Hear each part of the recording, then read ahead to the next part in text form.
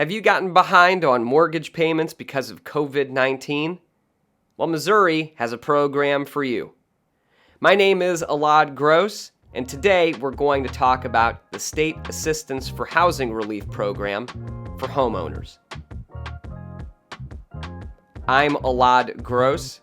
I'm an attorney, and I'm a mediator with the St. Louis Mediation Project, which provides free mediations for landlords and tenants who have some kind of a dispute and want to avoid the whole court and eviction process. We help the parties reach agreements that are really better for both sides in most cases. We also help a lot of folks with the state assistance programs. So if you're looking for rental and utility assistance, you'll want to look for the SAFHR program for renters. And I made a tutorial video for that one here. But if you're looking for help with mortgage assistance, you'll need to apply for the new SAFHR for Homeowners program.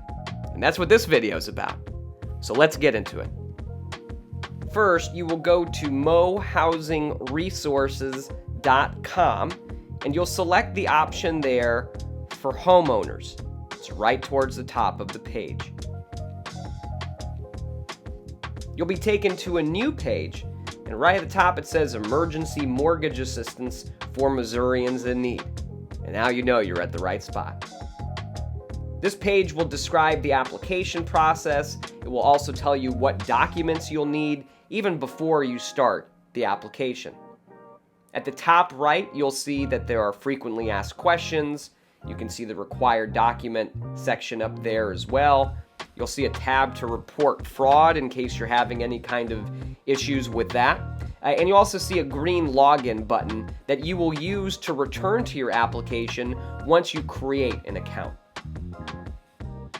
Now, if you click on the required documents button at any place on this page, it will take you to a new page in that same tab on your browser, and you'll be able to see what kind of documents you'll need. Now, if you're done looking at what documents are required, you can just hit the back button, or you can hit the little logo up there in the upper left, and you'll go back to the main page. Okay, so you can hit the apply button, the begin screening button, whatever you want on that main page, and it will take you to this one. It always starts out with a 5-question questionnaire, and I'll give you a hint. You got to answer yes to every one in order to be eligible. But this is trying to check to see if you are in fact eligible for the program ahead of time, so you don't waste your time starting up an application, going through this whole thing, making sure that you actually are applying for the mortgage assistance program and not maybe the rental and utility assistance one. Once you get past those 5 questions, you'll be asked to create an account. That will give you an opportunity to come back to this website and check the status of your application pretty much at any time. The email and password are extremely important. If you forget it, there's a reset I forgot my password button that you can press when you're trying to log in again. So it's not that big of a deal, but just try to make sure that you're writing down the email and the password that you are using, so that way you don't lose it. You'll then receive an email to the email that you used on this application right there, and you'll get a 6-digit security code in that email. You will then write in the 6 digits in this section and then hit the Finish Registering button. Once you've done that, you are now logged in, and you will see in the upper right a button that used to say log in, that green one, now says log out. So whenever you want to log out of this application, you can. In order to do the application, you'll select each section separately, and you'll see that there's a little arrow on the right side. If you click on one that's grayed out here that you haven't done yet, it won't let you go further. It just will not let you go to a section you're not ready to go to yet. When you hit those arrows, the sections expand, and you can hit the edit button in order to start filling it out. Otherwise, you can't do anything to it. So here's the first section. Tell us about you, and you'll fill out all of your personal information here. Now here for employment status, you'll see that it says select all that apply. So after selecting one, you can actually click in that box again and select as many times as you want. This is essentially going to ask you a little bit down the road in this application what your income is and what those sources are. And now you'll see that a green check mark has appeared by the Tell Us About You. That was the first section you just did. And you'll see another one about the household itself. You've killed two birds with one stone on that one. Now, if you've got a co-applicant on here for your mortgage or something else, then you'll add their information in. If you don't got to worry about it. And then you'll see here in the household, do you have to add any household members, folks who are working, but maybe a co-applicant. All this stuff will fill in as you're filling out one section, and will update another. A lot of this information that they're requesting is actually on your mortgage statement, so get that mortgage statement out, and then you can fill out a bunch of this information on here too. So you'll go to the next section, which says tell us about your need for assistance. Here you will see different programs based on your answers that you may be eligible for. So you'll see here it says reinstatement. You can't click on anything, again, until you hit that edit button in that section. Then you'll be able to check it and hit the save button. Here's the section where you'll talk about the income that you have, or the lack of income for your household.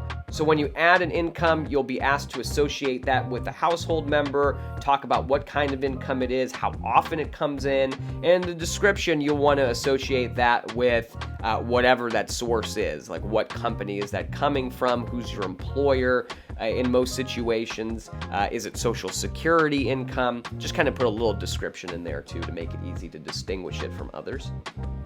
Here in the hardship section, again, you'll have to check boxes, so you have to hit the edit button. Remember to hit that edit button, and then you'll check as many boxes as apply. As you do, you'll be asked to explain how that applies. So just explain what's going on, how COVID-19 has impacted you, how the resulting issues in the economy, whether that's losing your job or having to care for kids at home, even having to spend money you weren't expecting on things that were small, like buying masks or seeing inflation and the cost of everything is going up. Just put the issues that you are having in here and how you've been impacted as a result of COVID-19.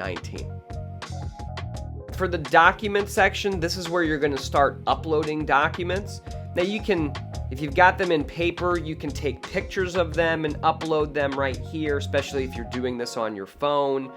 You can also email them off of your phone to yourself at a computer, bring them to a library, have them scanned in, whatever it is. But this is where you will upload your ID, property verification. So it will remind you which documents you can use in these sections and which ones are needed.